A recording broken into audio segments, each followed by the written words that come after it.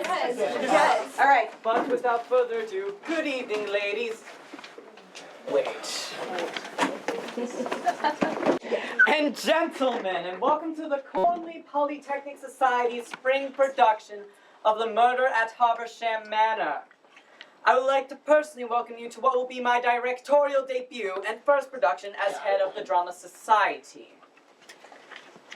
And for the first time, we have found a play which fits our numbers, and we have the numbers for it. If we're honest, a lack of numbers has hampered our recent productions, such as last year's Chekhov play, Two Sisters. Or indeed, last Christmas's showcase of The Lion and the Wardrobe. Or indeed, our summer musical, Cat. Finally, we've been able to stage a play as it should be. If we're honest, a lack of budget has been an issue. One example of that would be Roald Dahl's classic, James and the Peach. However, during that production, the peach went off somewhere, so we had to hastily devise an alternative entitled, James, Where's Your Peach? And again, I'm so happy that we've been able to cast this exceptionally well. If we're honest, it's been an issue as well, such as 2010's Christmas production of Snow White and the Tall, Broad Gentleman. Or indeed, when we did another Disney classic, well, pantomime, Ugly and the Beast. But without further ado, and on to the main event. So without further ado, please put your hands together for H.K. Bridewell's thrilling whodunit. Not yet! The Murder at Haversham Manor. That definitely was going to be a play that goes wrong. I'm Ari Dim, and that was Chris's monologue from the play that goes wrong. And let's go on to the main event of the SoPA Showcase. Yay.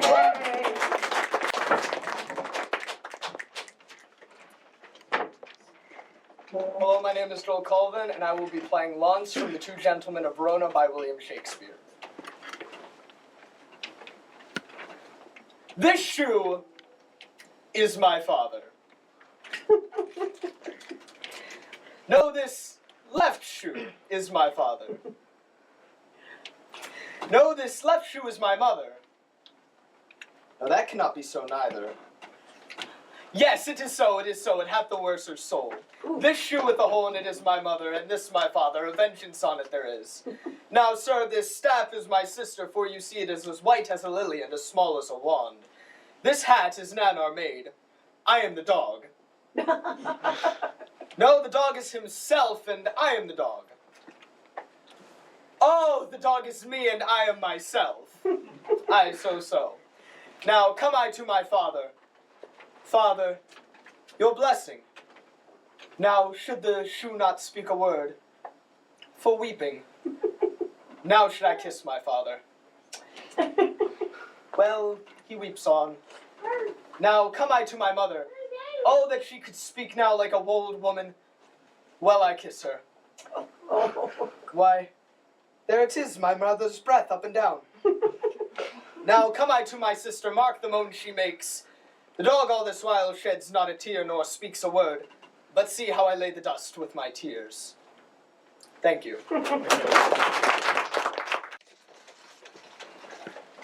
My name is Dalen Mann. I'll be playing Proteus from Two Gentlemen in Verona.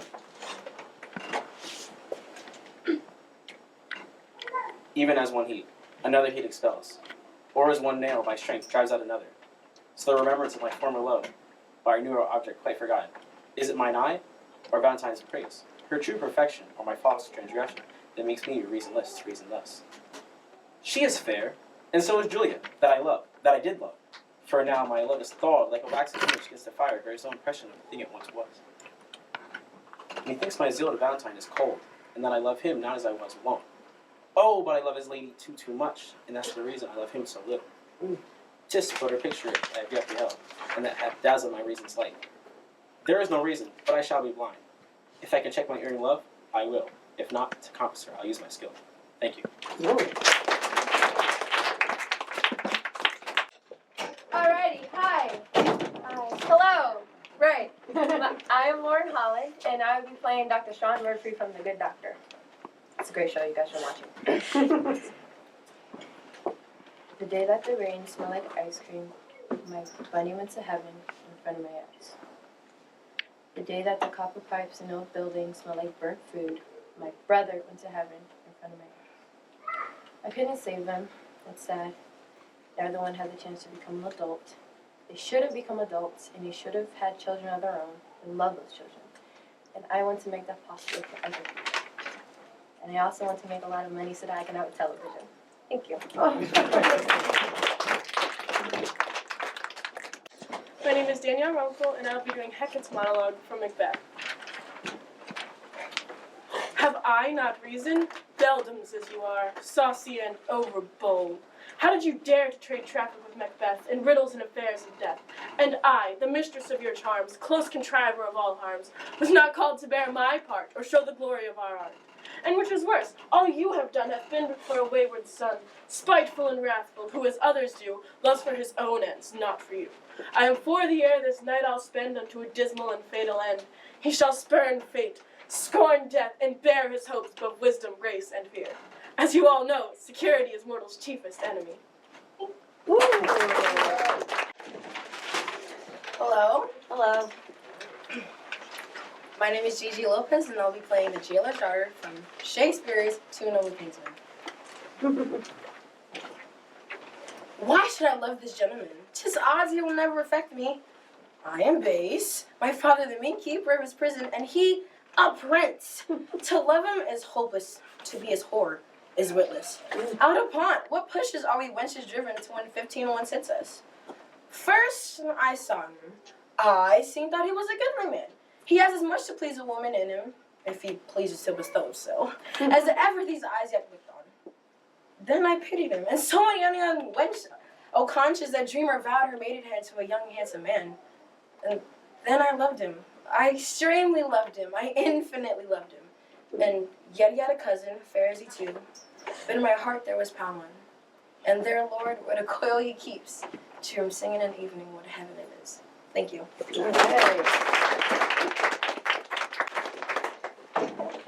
Hi, I'm Niall Gay, and I'll be performing Mercutio's monologue from Romeo and Juliet. Oh, I see that Queen Mab hath been with you.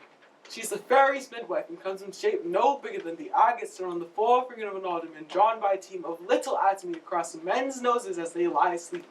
And in this state she gallops night by night through lovers' brains, and they dream of love, on courtiers' knees who dream on courtesy straight, or ladies' lip who straight on kisses dream, which oft the angry Mab with blisters plague, because of the breaths of sweetmeats tainted are.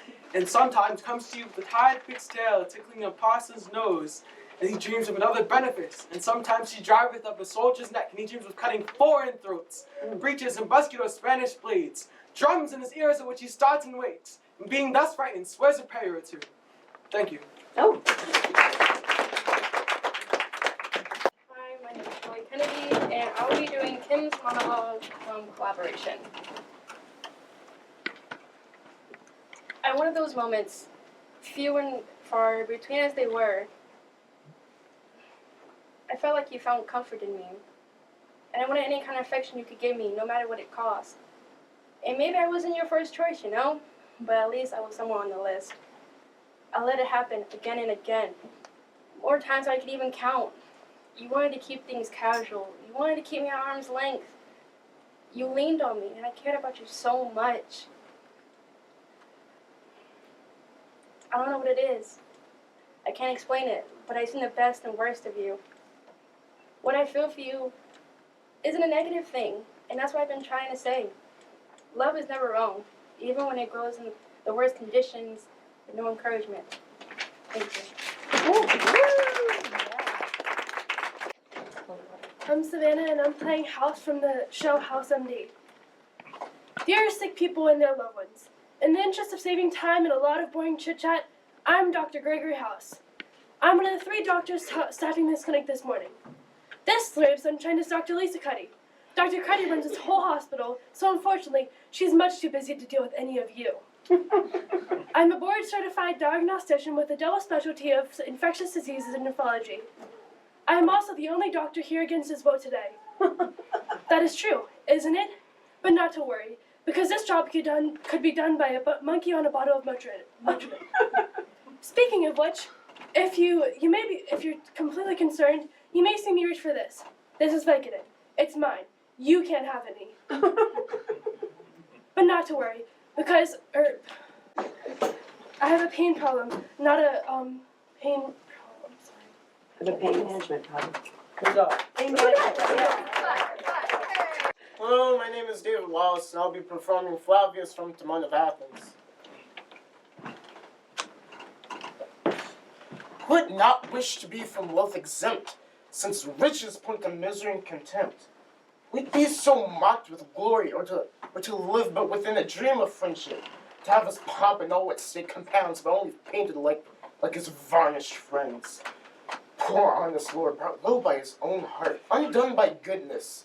Strange unusual blood when man's worth sin, as he does too much good. Who then dares to be half so kind again? For bounty that makes gods who still are men. My dearest Lord, blessed to me most accursed, rich only to be wretched. Thy great fortunes are made thy chief afflictions. Alas, kind Lord, he's flung in rage from this ungrateful seed of mock-choice friends. Nor has he with him to supply his life, or that which can command it. I'll follow and inquire him out. I'll ever serve his mind with my best will. Whilst I have gold, I'll be his steward still. Yeah! Hi, my name is Allie Kerr, and I'll be doing Helena's monologue from the Midsummer Night's Dream. Oh, spite, oh, hell, I see you all are bent to set against me for merriment. If you were civil and knew courtesy, you would not do me thus much injury. Can you not hate me as I know you do, but you must join in souls to mock me too? If you are men, as men you are in show, you would not use a gentle lady so, to vow and swear and to praise my parts, when I'm sure you hate me with your hearts. You are both rivals in love Hermia, and now both rivals in mock Helena. A trim exploit, a manly enterprise, to conjure up tears in a poor maid's eyes with your derision. None of noble sort would so offend a virgin and extort a poor soul's patience, all to make you sport. Thank you. Hello, my name is Brandy Bullitt, and I'll be doing Tamora from Titus Andronicus. Stay, Roman brethren, gracious conqueror, victorious Titus. Rue the tears I shed, a mother's tears and passion for her sons, and if my sons were ever dear to thee, oh, think my son to be as dear to me. Suffice if not that we are brought to Rome to beautify thy triumph and return, captive to thee and thy Roman yoke. But must my sons be slaughtered in the streets for valiant doing in their country's cause?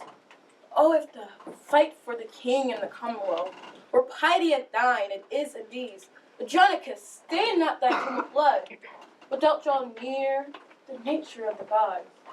Draw near in the act of being merciful, for sweet mercy is nobility's true badge. Thrice, noble Titus, and spare my firstborn son. Thank you. Woo! Woo! My name is Julian. I will be doing Will's monologue from The Fresh Prince of Bel-Air. You know what, Uncle Phil? You ain't gotta do nothing. It ain't like I'm 7 years old anymore. Ain't like I'm a little kid waking up all night asking Mama, when's Daddy coming home? Who needs him? He wasn't there to teach me how to shoot my first basket, but I learned, and I got pretty good at it, didn't I? Yeah, I got through my first date without him. I learned how to drive, how to shave, how to get past anything without him. Oh yeah, I had a great first 14 birthdays without him. And you know something? He didn't even send me a damn card. Yo, to hell with him, man. I didn't need him then, and I don't need him now. You know, Uncle Phil, you know something? I'm gonna get through college with him, without him. I'm gonna get a great first job, and I'm gonna find me a beautiful honey, and I'm gonna have a bunch of kids, and I'm gonna be a better father than he ever was. I don't need him for that. And you know something else? There ain't a damn thing he can tell me about how to raise my kids. Why don't he want me, man? Thanks.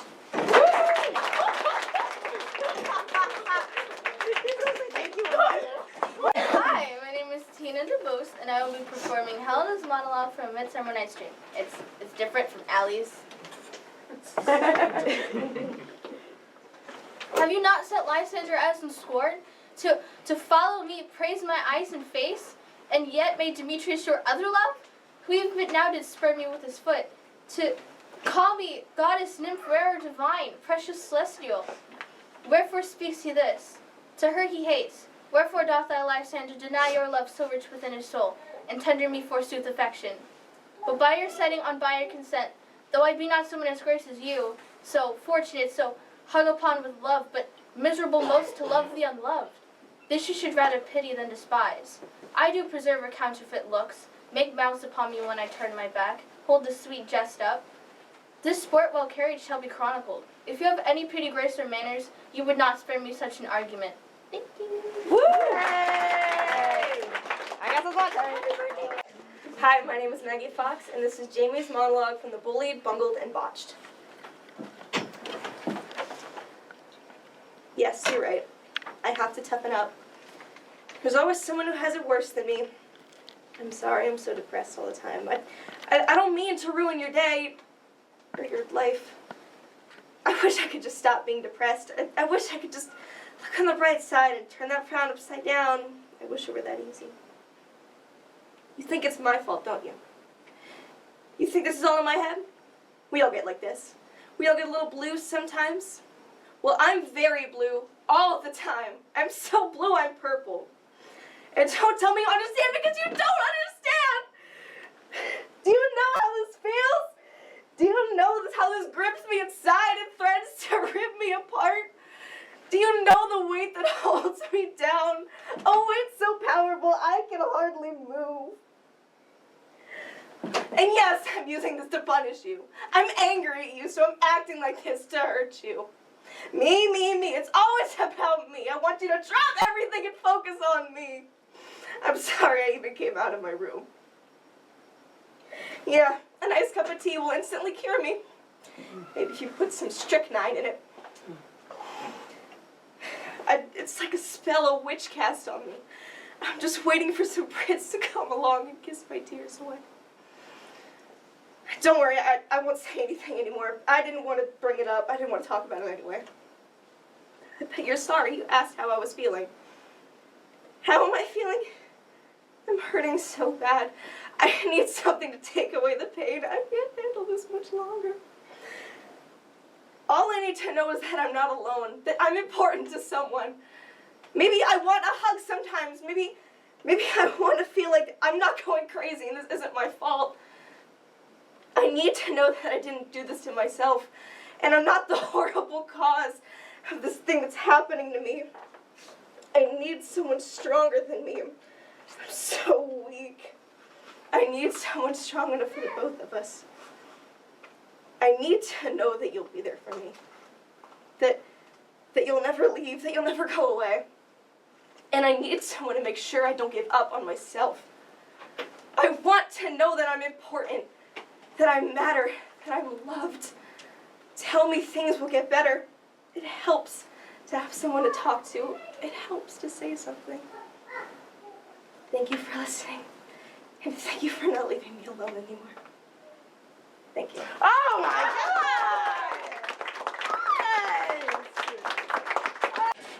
God! Julian, yeah, I got it. I will be doing the Bolio's monologue from Romeo and Juliet. Tybalt is slain, whom Romeo hand did slay.